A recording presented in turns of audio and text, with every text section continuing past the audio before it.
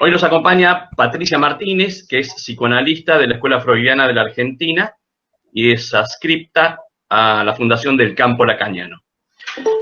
Ella va a presentar hoy la presencia del analista y la virtualidad. Patricia, te escuchamos. Bien, bueno, primero te agradezco al doctor Carlos Nasser, como te voy a decir, amigo y psicoanalista, por la posibilidad de estar esta tarde compartiendo con el Otro Sur este atelier y con la doble satisfacción de estar con ustedes y además de la invitación generosa de poder ir por donde a uno se le da la gana. Por eso cuando Carlos me dijo que le ponga un título a la charla y elegí presencia del analista y virtualidad, todavía no me había sentado a escribir, o sea que ahora me la tengo que ver con la anticipación que puse. Supongo que elegí ese título, o estoy casi segura de que elegí ese título, para tomar un poco la contingencia por la cual estamos atravesando. Yo recordaba en estos días que cuando los psicoanalistas empezamos a trabajar en los hospitales, estuvimos escribiendo durante años sobre hospital y gratuidad, hospital sin diván, el psicoanálisis en el hospital. Después vinieron otras décadas y la posibilidad de atender a través de prepagas médicas y empezamos a escribir sobre psicoanálisis, psicobertura, psicoanálisis, psicopagos, ¿no? Como un modo de tratar de ubicar y de legitimar nuestra práctica ahí o encontrarle la vuelta a las condiciones que esos lugares ofrecían. Y cuando en marzo tocó la puerta de la pandemia, nos encontramos con la necesidad de atender, no de manera presencial, sino de sustraer los cuerpos del consultorio.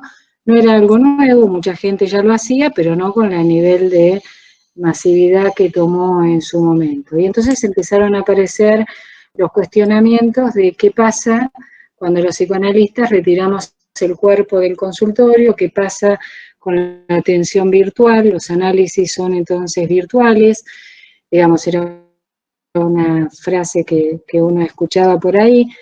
Hace poco me dio risa alguien que decía que qué manera de resistir los analistas, porque estábamos diciendo que sustraíamos el cuerpo al tiempo que decíamos que estábamos todos como muy cansados, más agotados, o sea que el cuerpo se manifestaba de alguna manera, porque obviamente cansaba más al principio este modo de asistencia. Entonces decidí aventurarme con ustedes para ubicar la cuestión de la presencia del analista. Me voy a circunscribir para eso estrictamente al seminario 11, no solamente, pero digamos, lo voy a tomar como guía al seminario 11 de Lacan, en un capítulo, el seminario 11, los 4 conceptos fundamentales, y el capítulo que habla justamente de la presencia de la y voy a empezar con un recorte clínico, no porque quiera discutir un caso, ni porque quiera hacer ninguna cuestión diagnóstica, ni de la intervención del analista, sino para apoyarme en la clínica para sostener lo que digo. Entonces voy a empezar por ese recorte clínico. Se trata de una paciente que llamaré P, que tiene 50 años, que consulta en diciembre del año pasado, y viene por indicación, después de haber hecho unas entrevistas de pareja con la analista del marido y a raíz de las tremendas discusiones que tiene con su marido, según él por la obsesión de ella por limpiar, según ella por la falta de colaboración de él en las cosas de la casa.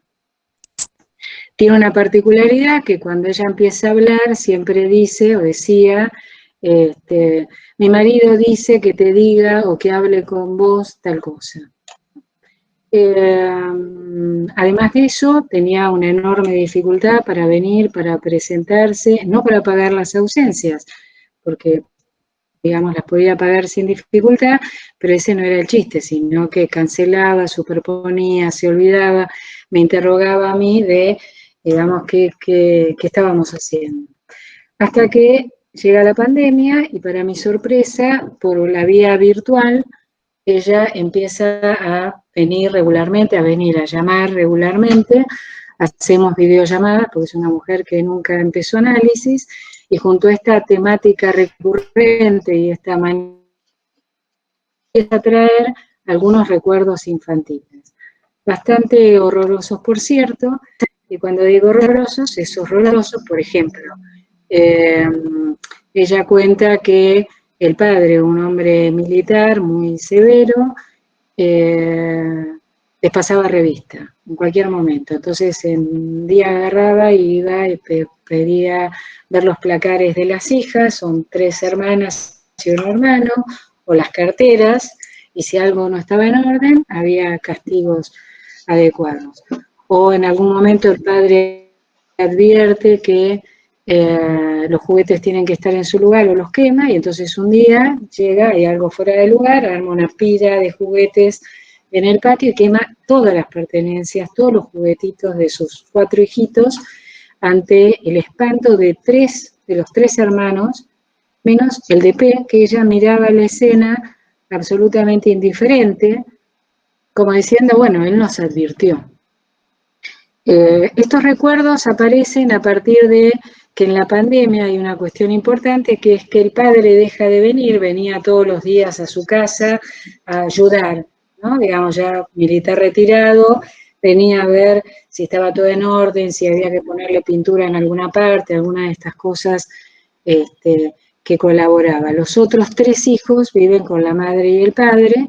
De la madre esta mujer decía que es una mujer vaga, muy vaga, porque nunca limpió, nunca hizo nada, y además malvada, al punto tal de que esta es la única cosa que contó con cierta emoción. Ella dice que una frase de la madre era: yo a ustedes no los parí, los cagué, ¿no? Esto es lo único que puede contar ella de su madre. Igualmente todo esto que ella cuenta, lo cuenta totalmente insensible, o sea, digo, vino mi hermano y entonces salió este recuerdo y yo no los entiendo. O por ejemplo, estaba hablando con madres del colegio de mi hijo y entonces hablaban del despelote que hacen los chicos para bañarse y yo dije, yo si se portan mal les hago submarino. ¿Qué? Dice una. Entonces sí, los agarro de las patitas y los meto en la bañadera cabeza para abajo y dejan de joder. Pero eso es horroroso, dice una mujer. Y ella dice, no sé, para mí es normal, yo me crié con el submarino, pero digamos no la interpela absolutamente para nada, aunque yo vaya poniendo algunos señalamientos ahí. Hasta una tarde, hace 2 semanas, que ella va a la casa de una amiga a tomar el té, primera salida en cuarentena. Esta amiga es una amiga de infancia, hija de un coronel, o sea que puede hablar con libertad de pasar revista y estas cosas sin que nadie se sorprenda, porque ella dice tienen la misma cabeza. Entonces ella cuenta una anécdota de su hija mayor, que ahora le va muy bien en matemáticas en la facultad, y entonces esta P le cuenta a su amiga que cuando era chica un día llega a la casa, la piba está haciendo los deberes, escribe, ve que está todas las cuentas mal, ella empieza a borrarle furiosamente las cuentas, no contenta con esto le arranca la hoja y le dice, si no haces todo bien te rompo la jeta. En este momento, cuando ella me llama y me cuenta esto, dice que cuando ella dice me rompo la jeta, esto es textual de la paciente, dice, la palabra jeta me pegó en el esternón. De pronto me quedé como paralizada, como si me faltara el aire, empieza a tener como algunas sensaciones de angustia, porque dice, yo nunca digo la palabra jeta. La palabra jeta no es mía, yo no hablo con ese vocabulario. Esa palabra es de mi madre. Y entonces en ese momento piensa, Dios mío, soy como mi madre, ¿no? Entonces ahí se angustia más hasta que puede ubicar, bueno, me voy de acá y voy a hablar con Patricia. Entonces efectivamente se va de ahí, llega a su casa, se siente muy mal, se pone a llorar tremendamente, dice, hacía siglos que no lloraba, me llama por teléfono, me cuenta esto, me dice, me sentí muy avergonzada y hace una pregunta que me pareció la anoté textualmente porque me pareció maravillosa, que es la siguiente. ¿Dónde estaba yo cuando yo decía estas cosas horrorosas sin darme cuenta de lo que decía? ¿Sí? Bueno, esto es lo que quería traer como recorte clínico sobre el cual sostener. Hago una pregunta. Como toda pregunta, se está acercando a mi gato que en cualquier momento pasa por delante de la pantalla, pero bueno, cuestiones de la virtualidad. Entonces, digo, como toda pregunta tiene su respuesta de mi lado, pero igual la voy a formular. La pregunta es, en este momento, cuando esta mujer escucha la palabra jeta, le resuena esta palabra y la lleva a otra escena, ¿hay ahí presencia del analista? Esta sería la pregunta. ¿Me van siguiendo hasta ahora? ¿Voy muy rápido? Me olvidé de prender el cronómetro, Carlitos. ¿Cuántos minutos me quedan? Vas por el minuto 11. Perfecto. Bien. Vuelvo entonces ahora a los conceptos. Presencia del analista. En el seminario 11, presencia del analista, Lacan la ubica en relación a 2 de los 4 conceptos fundamentales que trabaja en ese seminario, la transferencia y el inconsciente. De la transferencia voy a decir ahí que si uno sigue todos los desarrollos de Lacan, desde que empieza con los escritos técnicos de Freud en el seminario 1 en más, digamos, no hay ninguna posibilidad de ubicar la transferencia en ninguna dualidad posible. O sea, no tiene nada que ver ni con la contratransferencia, ni con la identificación al analista, ni con ninguna intersubjetividad. Digamos, eso queda corrido absolutamente. Por otra parte, digamos, por ejemplo, en el seminario 8, cuando toma el banquete de Platón y ubica en la figura de Sócrates una cierta homología con el analista, lo que dice es que pone en boca de Alcibíades que la presencia de Sócrates causa. ¿Sí? Más allá de lo que diga, hay algo de la presencia de Sócrates que causa. Entonces, tomo esto, ¿no? Algo de la presencia tiene que ver con causar.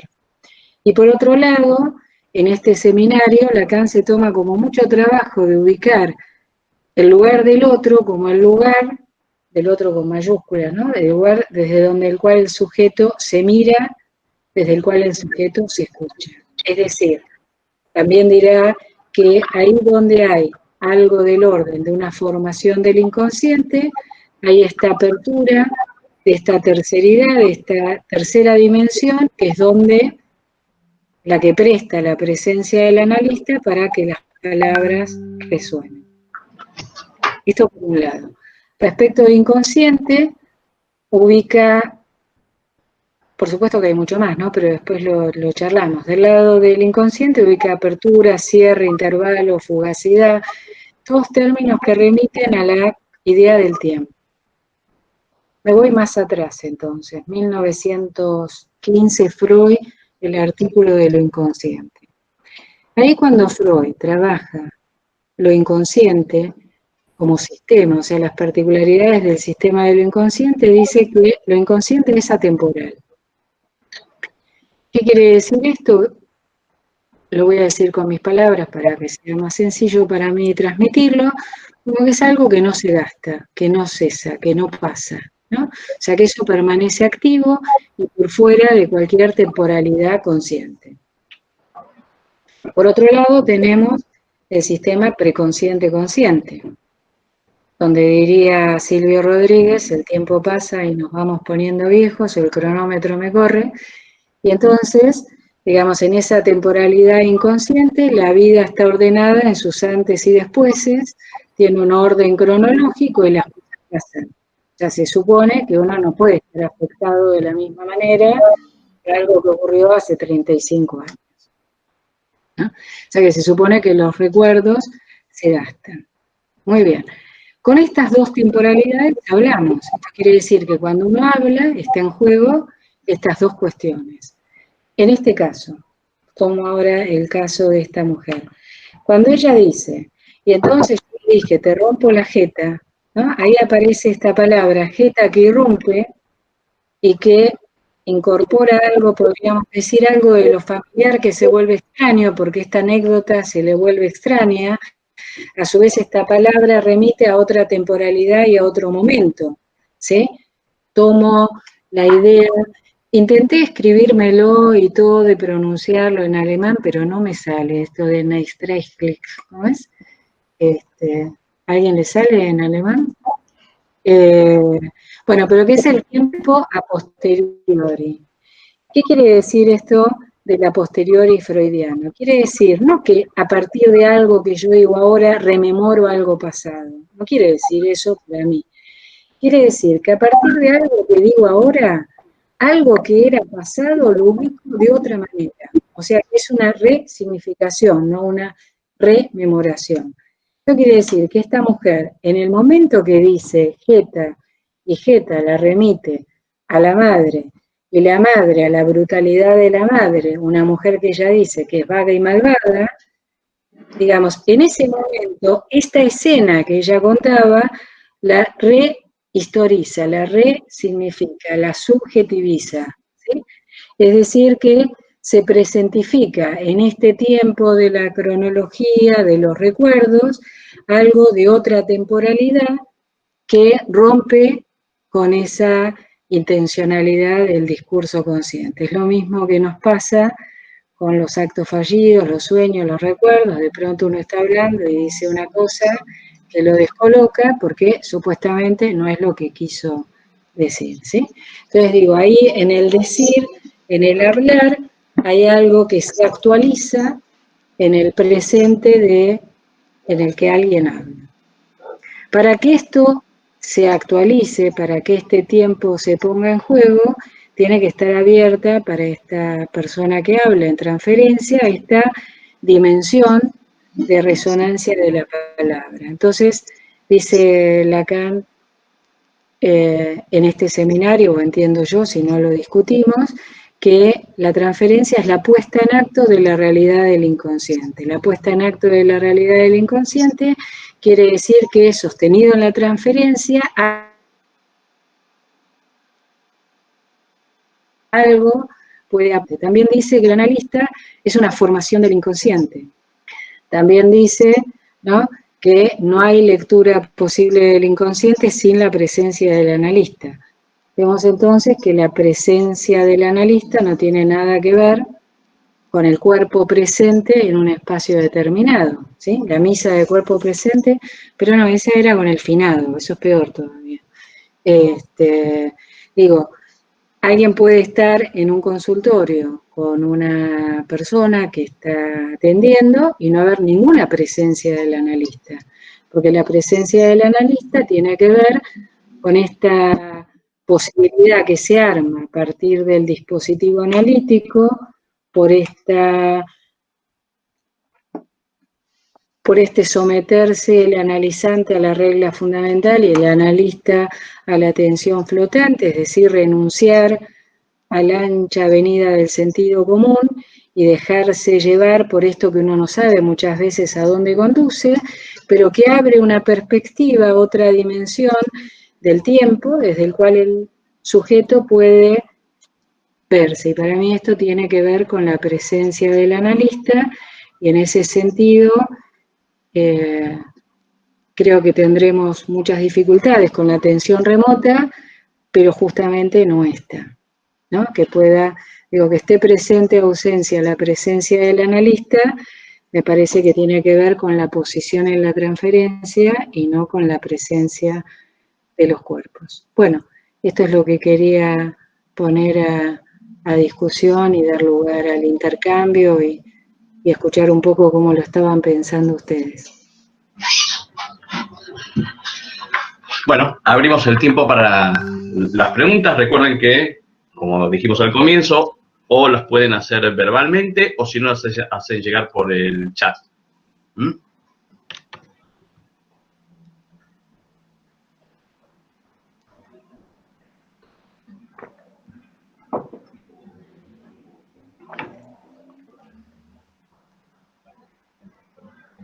No me hagan sentir mal, che, pregunten algo. Patricia, buenas tardes. Voy a romper un poco el hielo ahora acá.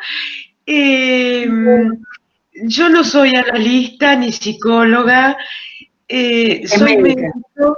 ¿eh? médico. Sí, soy médico y con bastante años encima de tener pacientes. Y trabajo principalmente con la parte respiratoria. Y sabemos que el respirar es de alegría.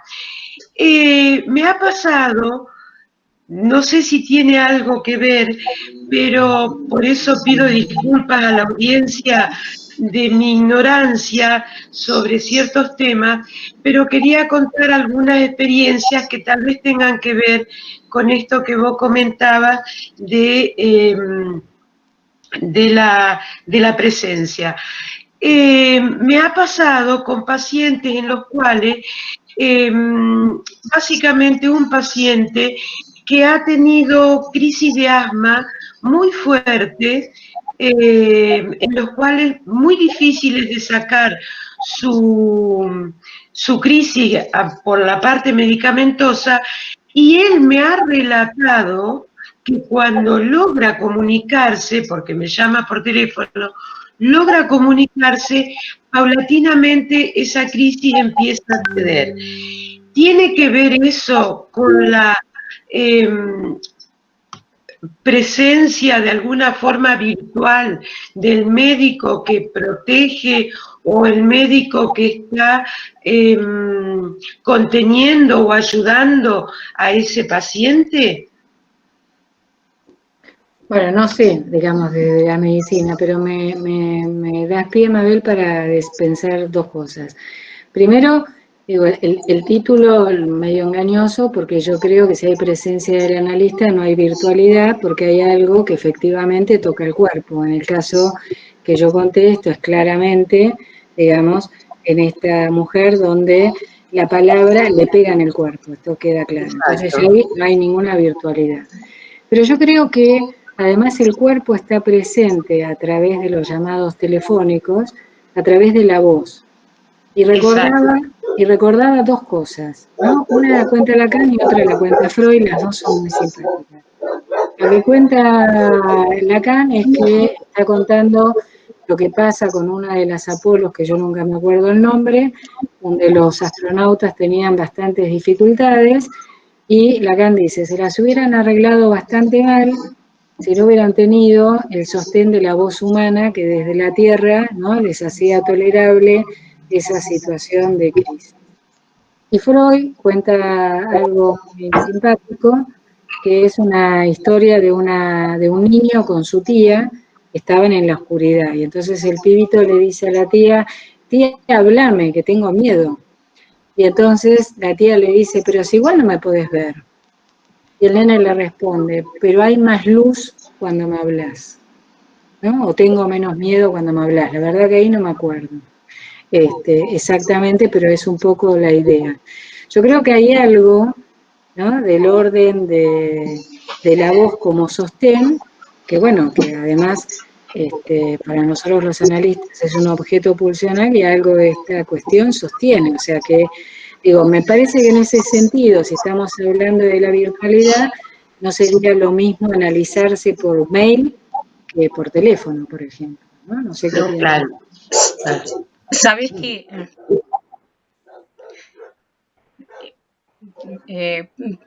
pido la palabra. Me resultaban interesantes, Patricia, un par de cuestiones que vos planteabas, porque vos allí justamente ubicás la cuestión de la presencia del analista en consonancia con la transferencia, y ahora traes, digamos, la cuestión de la voz como sostén en aquellos momentos en los cuales incluso podríamos pensar tal vez en un contrapunto incluso con la cuestión transferencial, digamos, ¿no? Porque hay pacientes que dicen, te me viniste a la cabeza, o tus palabras me vinieron a la cabeza, ¿no? Y pensaba en esta cuestión que tiene la voz, justamente. Estoy inspirada porque hoy escuché la defensa de una tesis doctoral sobre la música y la transferencia. Esta cosa primaria que tiene la voz incluso a la imagen, ¿no? Y pensaba, digamos, en esto de que Freud, de hecho, en un momento determinado, prescinde de quedar viendo a los ojos a sus pacientes, ¿no? Bajo una serie de condiciones que atribuye a diferentes razones. Sí, sí, claro, yo creo que en primera instancia yo diría que no hay análisis virtual, pues primero por definición, y después digo, no hay virtualidad en la llamada telefónica porque está la voz que, digamos, ahí sostiene algo de esta cuestión. Esto queda, no sé, a mí me parece que es bastante claro en ese sentido, ¿no? Además,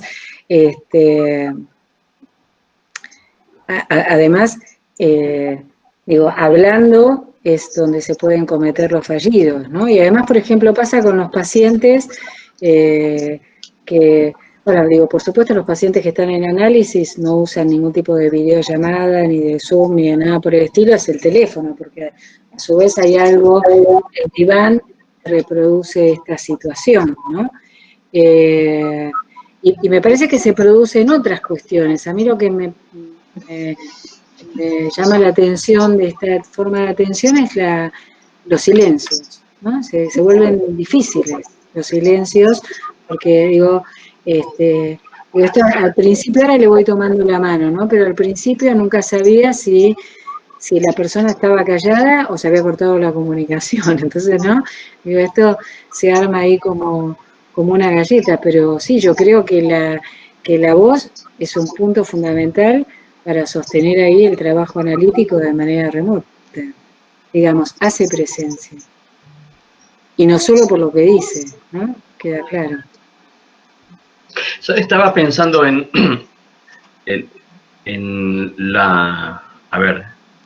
la dificultad primaria que hay en este sujeto, digamos, porque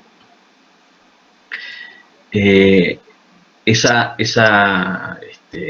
precariedad en relación a la madre, a la función materna, para decirlo de alguna forma, es como si, escuchaba por lo menos en lo que ibas diciendo, como si no hubiera registro inicial de algunas cuestiones en torno a lo que va diciendo, pero sí aparecen imágenes, ¿no? Que ella trae, imágenes. Uno va, cuando vos vas hablando, el submarino, qué sé yo, las distintas cosas que vos trajiste, donde aparece en la imagen, ¿no? Que me parece que en ese punto es como si apareciera algo de lo paterno, pasar revista, ¿no? La cuestión de la vista del padre, y cómo las intervenciones tuyas generan de esa palabra, de lo que va diciendo, ¿no? la paciente, un relieve, digamos, que a posteriori para ella puede tener algún valor significante, ¿no? La jeta que se le incrusta en el cuerpo, digamos, ¿no? Algo de la madre. Digo, me parece que ahí justamente hay algo en esas intervenciones tuyas que van generando ese relieve para, bueno, esto que decía antes, ¿no? Para que esas palabras tengan otro valor, un valor significante. Sí, totalmente. Mira, a mí hay algo que siempre me orientó mucho en la clínica y es un trabajo de Gerard Pommier sobre las estructuras clínicas, donde él dice en un determinado momento que es muy importante que el analista no deje pasar la oportunidad. Él dice algo así, a ver si lo puedo reconstruir. Él dice que muchas veces hay cuestiones horrorosas que pasan en la vida y situaciones muy desagradables y que no hay registro, ¿no?, de ese valor traumático de esa situación. Entonces él lo que dice es que cuando ocurre algo de esto, el analista no debe dejar de pasar la oportunidad de señalar eso, ¿no?, digamos, de ponerle la cualidad a esa situación displacentera, o sea, de poner, ¿no?, de hacer esa marca respecto de que ahí hay algo, ¿no?, que es traumático, porque esta mujer lo iba diciendo.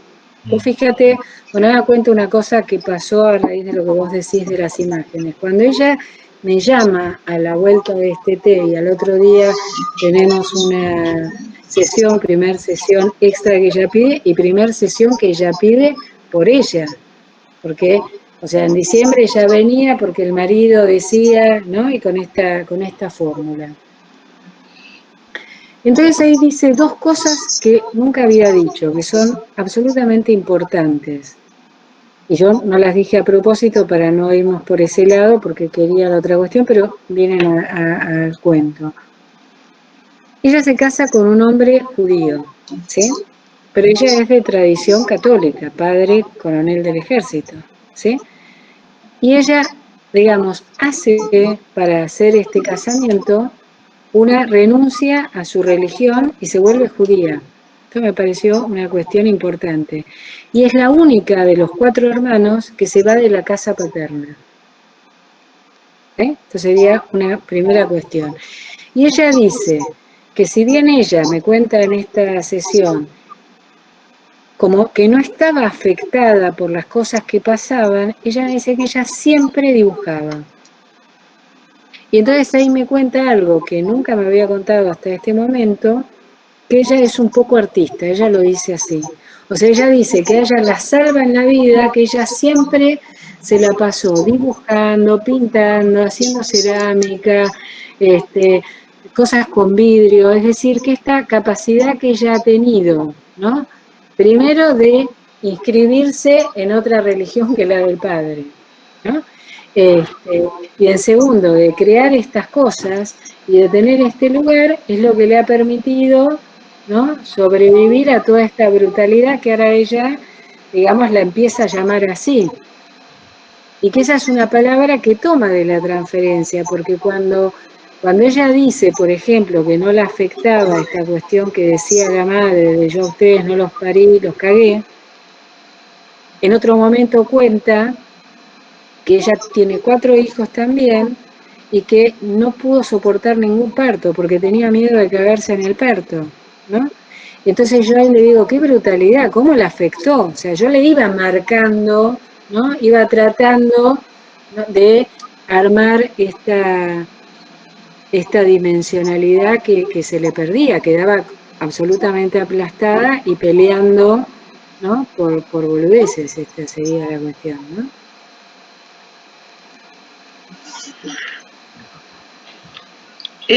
Una pregunta. Cuando esta señora se enfrenta a esa palabra que le retrotrae a su inconsciente, ¿cómo reacciona ante vos? Es decir, ¿cómo reacciona o cómo te lo cuenta o cómo es su actitud al darse cuenta de lo que ella tenía guardada en ese inconsciente? Bueno, ahí hay una cuestión equívoca que como somos pocos la puedo decir, su nombre y el mío son el mismo, ¿sí? Entonces, cuando ella dice, esto se lo voy a contar a Patricia, digo, para mí tiene como esta doble resonancia, ella se la cuenta a ella misma, ¿no? Y me lo cuenta a mí, o sea que esto aparece ahí dicho con esta doble cara, ¿sí? Pero, digo, me parece que en este punto ella dice claramente, esta palabra no es mía, pero yo la dije, ¿no? Es una cuestión bastante interesante, ¿no? Y entonces la interroga de por qué ella dice eso, ¿no? Claro. Y entonces ella se encuentra donde no pensaba que estuviera ubicada, porque ella, digo, por otra parte, es muy diferente a su madre. Digo, más allá de que tenga estas cuestiones y que sea bastante brutal y qué sé yo, es una mujer que ahora empieza a parecer que tiene una enorme sensibilidad, ¿no? Por ejemplo, el otro día cuando me hablaba y me contaba estas cosas, ella empezó a hablar de esto de lo que nunca había hablado, ¿no? O sea, que ella dice, yo nunca había pensado qué significaba esto para mí, ¿no? Entonces ahí, no sé si ya lo dije, pero digo, a mí me parece sumamente interesante esta cuestión de que el pasado no es la historia, ¿no? Digo, la historia es algo que hay que construirla y el pasado también es algo que hay que construir en un análisis, ¿no? Freud lo decía más bonito que yo, él decía que, digamos, que pasado, presente y futuro, como eran las perlas engarzadas en un collar por el deseo, y que esta era la materia sobre la que trabajábamos los analistas, ¿no? Y me parece que está bueno como lo planteaba Don Sigi. Hay un par de preguntas que quedaron por el chat. Voy a preguntar a... Perdón. Una es, además de los silencios, ¿identifica otro tipo de dificultad para sostener la clínica en tiempos de pandemia? Esa es una. Y la otra es, ¿los encuentros son llamadas telefónicas o por videollamadas? Dos preguntas.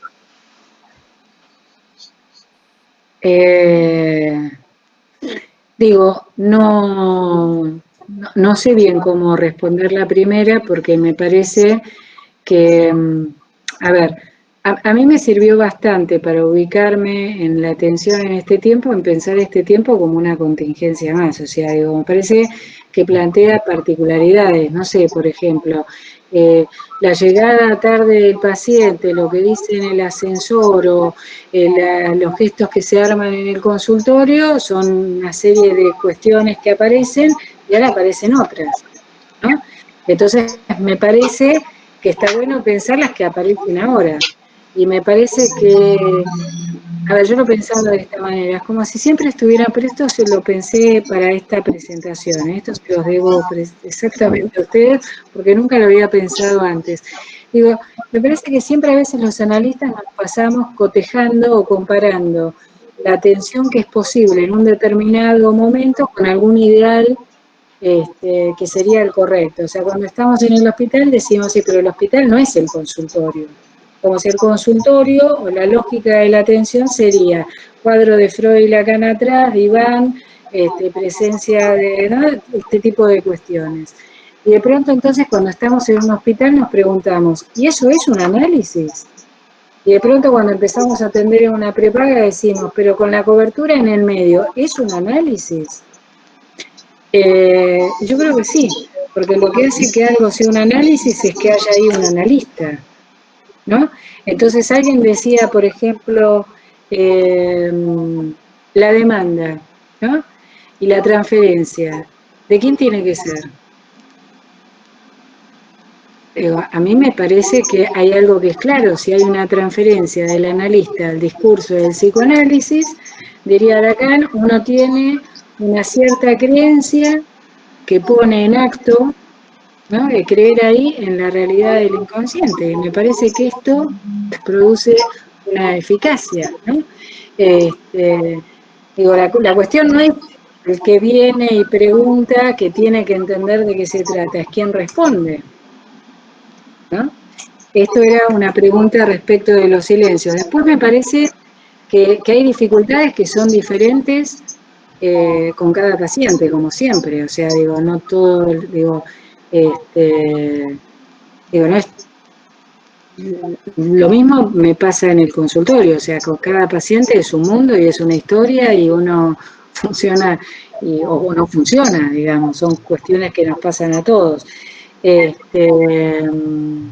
Sí me parece que estaba mucho más cansada cuando me resistía, esto puedo decirlo con tranquilidad. O sea que cuando estaba protestando contra el modo de atención, porque al principio no me gustaba, entonces me resultaba mucho más agotador. Cuando dejé de pensar que lo que estaba haciendo era normal y me puse a hacer lo que estaba haciendo con las condiciones de lo que era posible, me resultó bastante más entretenido. Y la otra pregunta me la olvidé. Sí, la otra pregunta la hice yo, pido la palabra. Mención, Patricia, porque había escuchado al principio, me quedó sonando, de que cuando los encuentros eran presenciales, el discurso de tu paciente era, porque mi marido me dijo que te diga, siempre figuraba él como en la pregunta.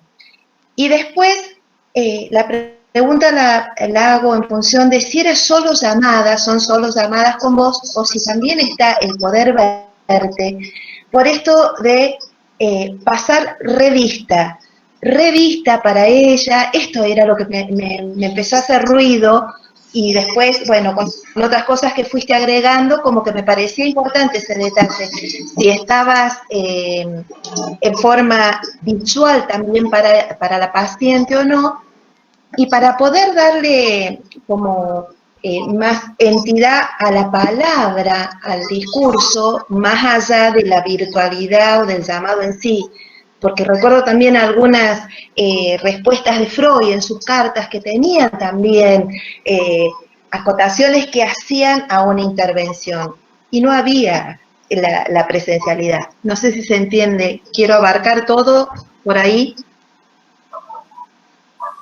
Sí, o sea, a ver, es difícil, vamos a decirlo de esta manera. En este caso yo digo, Freud decía que él hacía las cosas y las adaptaba a su mano, y cada uno tiene que adaptar las cosas a su mano. Yo puedo decir lo que yo hice. Paciente que tenía años de análisis o de diván, llamada telefónica, y paciente que estaba iniciando o que no estaba en diván, videollamada, porque me parece que todavía no se produjo esa sustracción del sostén en la imagen. Al menos a mí esto me funciona, digamos, cómodo. No sé si podría ser, no lo sé, no lo pensé, no me ha pasado todavía, no sé si podría ser un pasaje a diván o a cortar la videollamada en este momento, ¿sí? Por otra parte, digamos, la presencia del analista física, la presencia física del analista, que es otra cosa, me parece que se juega de distintos modos en distintos tiempos del análisis.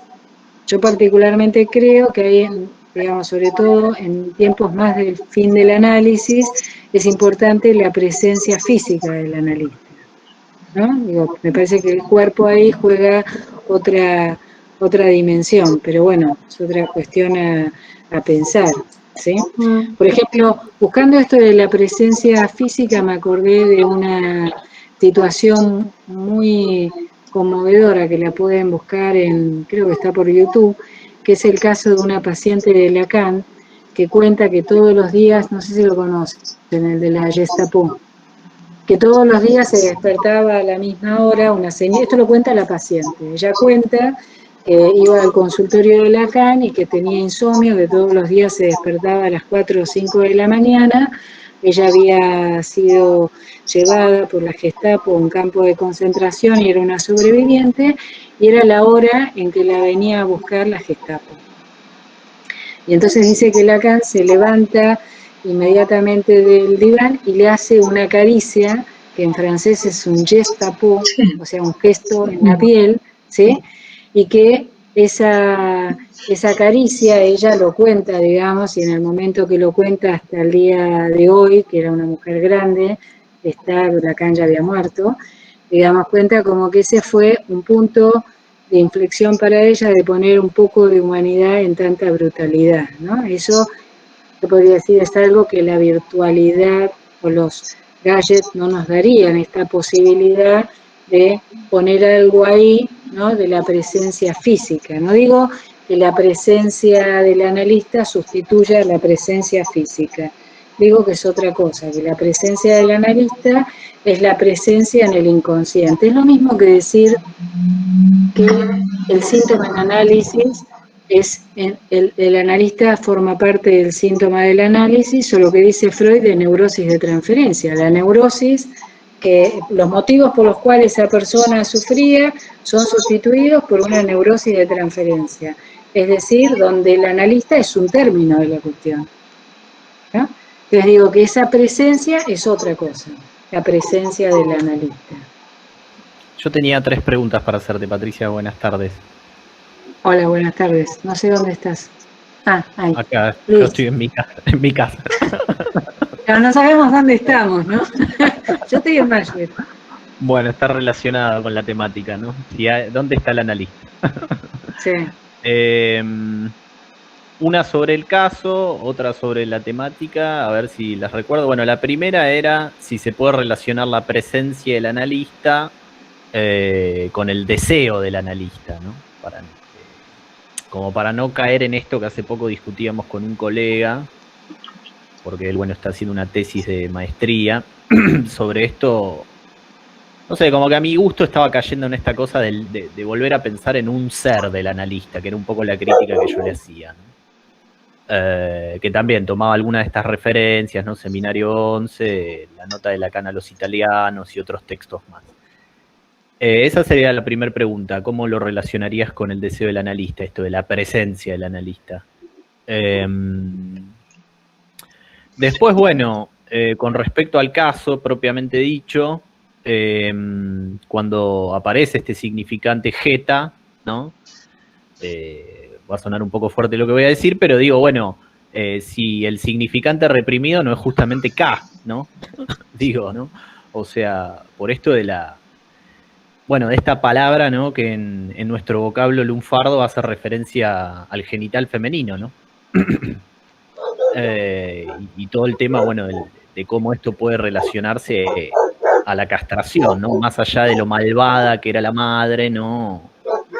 Habría que ver ahí cómo operó esa madre, ¿no? Es interesante el caso que comentaste, ¿no? Más allá, digo, de la cuestión de lo virtual y demás, digo, el caso en sí. Bueno, igual, y por último, sí. No, digo simplemente, el caso, digamos, sí. Está muy en pañales, o sea, digo, yo todavía no estoy absolutamente segura de que haya subjetivación del síntoma a inicio del análisis. Yo creo que algo de la sensibilidad se conmovió y hasta ahí llegamos, ¿sí? Esto es lo que pienso, ¿no? De esta situación, pero seguí con las preguntas. Y la última es sencilla, o sea, la más simple. Digo, bueno, entonces, tomando esto último que vos dijiste, que me pareció muy interesante para pensar también, ¿no? Para digo, no, tampoco reproducir algo del síntoma de la época, esto de los gadgets, ¿no? Digo, bueno, entonces, ¿cuáles son las diferencias entre atender en el consultorio y atender virtual? O en otros términos, ¿por qué los analistas querríamos que los pacientes vuelvan al consultorio? Si es que queremos, no sé. Bueno, esa es toda una pregunta. Bueno, voy primero por la del deseo del analista. Te digo cómo lo vengo pensando yo. Digo, a mí me parece que hay algo que hay que volver a retomar, por lo menos yo lo estoy pensando así, que es la cuestión de la regla fundamental, ¿no? O sea, ¿qué significa la regla fundamental? ¿Qué significa que uno le diga a alguien, diga cualquier cosa, no importa qué, porque lo que diga importa? ¿Sí? Esto es una barbaridad, es una enormidad, ¿sí? En el mundo que vivimos es una enormidad. Es decir, invitar a alguien a que diga lo que quiera, no importa qué, ¿no? Que todo eso importa. Esto abre, en primer lugar, una primera cuestión. Y por otra parte, que alguien escuche eso sin coagular rápidamente en ningún sentido. O sea que esto abre a la tercera dimensión, abre esta terceridad.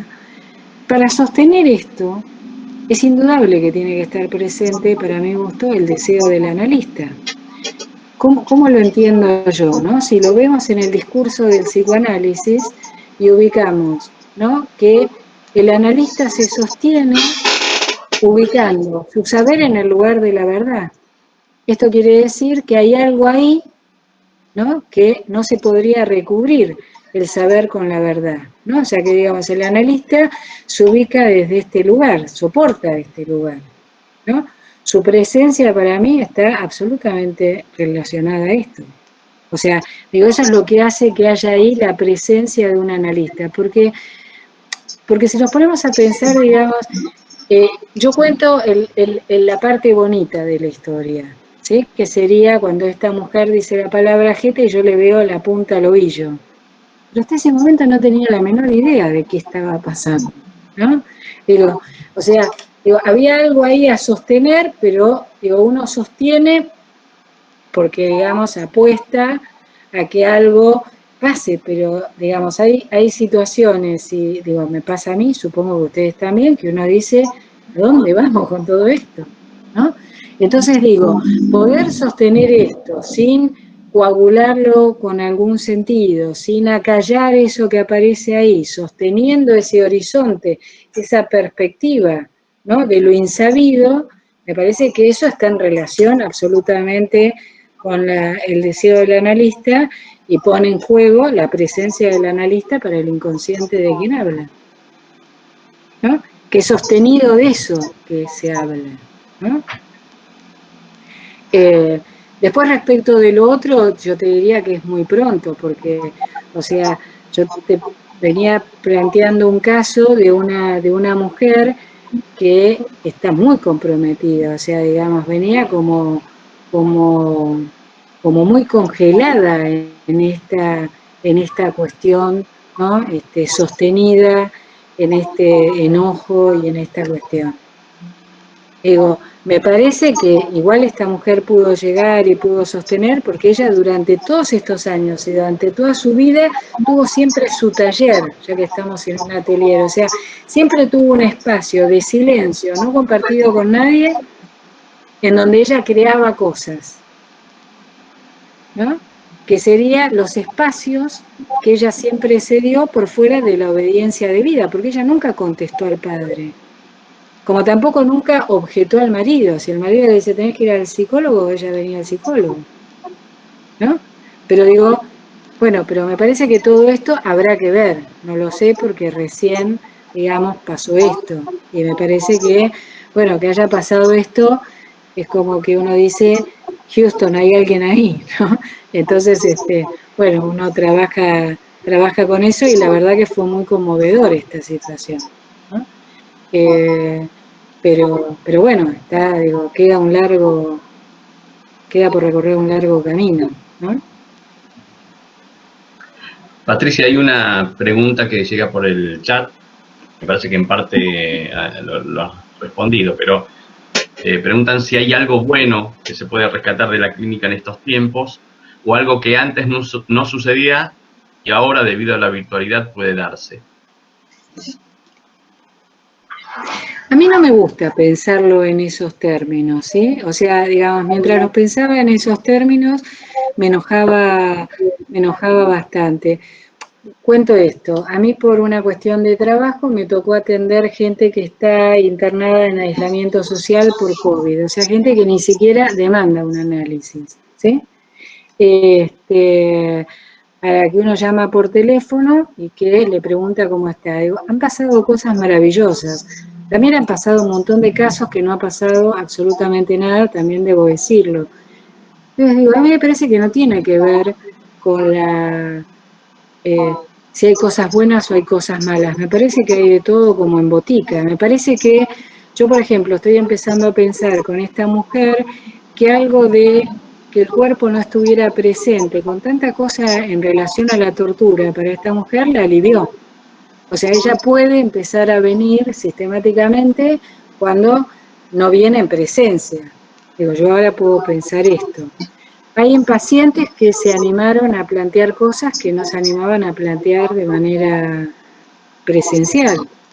Me parece que esto es la clínica del caso por caso, o sea, no podríamos decir, a ver, si yo digo algo bueno que tiene la virtualidad es esto que estamos haciendo, o sea, yo tuve la oportunidad de hablar con colegas de distintos lugares que jamás tengo la oportunidad de hacerlo, porque me cuesta salir y viajar, y qué sé yo. Y me parece que esto, por ejemplo, vino para quedarse, o sea que cuando venga lo presencial igual vamos a sostener algunos lugares de encuentros virtuales. No son lo mismo, sin duda, pero no sé por qué tendrían que ser lo mismo.